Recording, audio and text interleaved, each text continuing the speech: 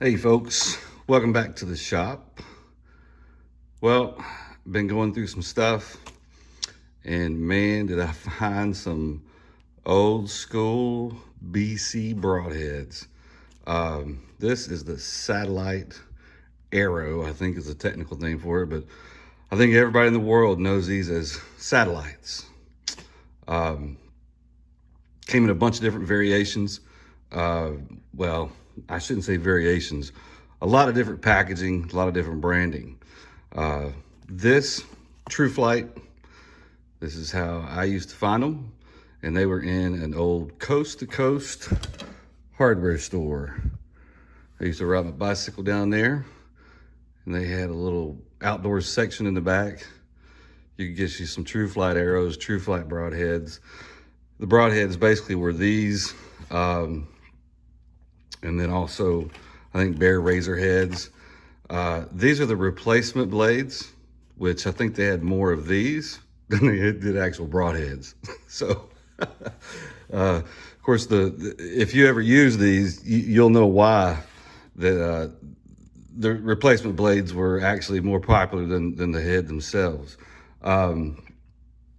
Let's take a look at one of these things. Four blade, it's an aluminum ferrule. The way this thing goes together is pretty interesting. I don't know of anything on the market right now that is like this, but basically the base screws into the ferrule and you have this little collar right here.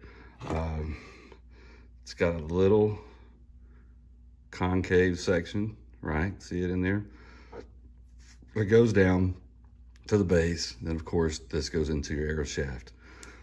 This little collar actually holding in the blades. So take a look at this. Here's the magic. When I say magic, I feel like I need to be getting ready to put chainmail gloves on, because these little blades right here are sharp as a tack. They're super thin and they will wear you out if you're not careful. So let's try this. You slide him up in there and you let him go down. You grab the next one. And if anybody have used these and assembled and disassembled these, and actually I'm starting to shake already because I know if I make one little mistake, I am probably gonna get cut. All right, so these heads weigh 125 grains. I think the cutting diameter is 1 1/8 inch. Okay, there's that, I'm not sure on the length. They're actually, I mean, there's a pretty good size head when you get it all together. You know, it's not like it's a small head. It's got a steel cone tipped point.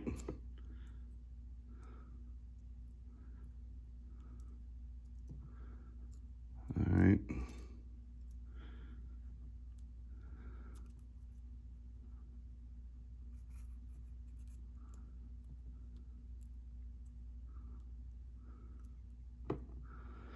And as you can see, one of the nightmares with this head is actually keeping the blades in.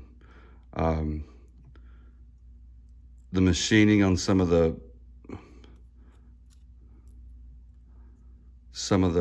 ferrules might not have been the best in the world. Some of the blades didn't fit perfect.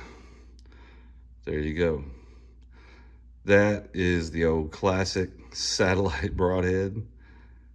Razor sharp blades. They are super sharp blades. I mean, you know, even for back then, as a matter of fact, these are really sharp right now. Carbon steel, they're super, super thin. These blades are only, I think, .010 inches thick. So they're super thin. The head weighs, let's see here. I'm pretty sure they weigh 125 grains. This one actually weighs 127.5. You probably aren't going to be able to see that. 127.5. They always flew pretty good out of the bows I shot them out of. I shot them out of an old whitetail hunter, and then I shot them out of an old York CNC bow. I did not kill my first deer with a bow with this head, but super popular head. Troubles that people had, and I don't know why this thing went away. It's probably because, well, actually it didn't. You know what? Because I have a 3-blade version here, basically the same head, but this one has got thicker blades. The blades on this are .010 thick. Carbon steel, they break, which is probably a good thing. If you're hitting bone, it'll snap and continue to go through. These are .0165. I've measured these with the calipers. This is pretty much the same width as a newer, when I say newer, not the original Wasp cam locks, but the second generation cam locks. The 3-blade head is weighing in at 134.8 grains. So a little bit more substantial, and I'm sure that's because of the blade thickness, because the design is actually the same. You know, it's got the screw in with the collar, 3 blades. This one's a little tattered for sure. You can see that. It's been shot a bunch. It might even have blood on it, who knows. But satellite broadheads. This went around in the industry. Martin Archery marketed them with their branding. Darton, Bear for sure. I don't know who all did, but I know True Flight had them marketed. But anyway, I thought it was neat that I'd set up the camera and share that with you folks. If you've got an old retro, old school broadhead that you used to use, or if you even used to use these, you know, throw a comment down there. Let me know if you want to see some older heads.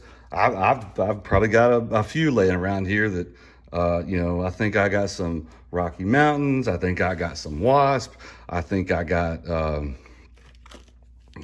some Savora. I think I got, I don't know. I got a bunch. But anyway, my little collection of things right here. I got a few of these, as you can see. But anyway, y'all have a good one. Thanks.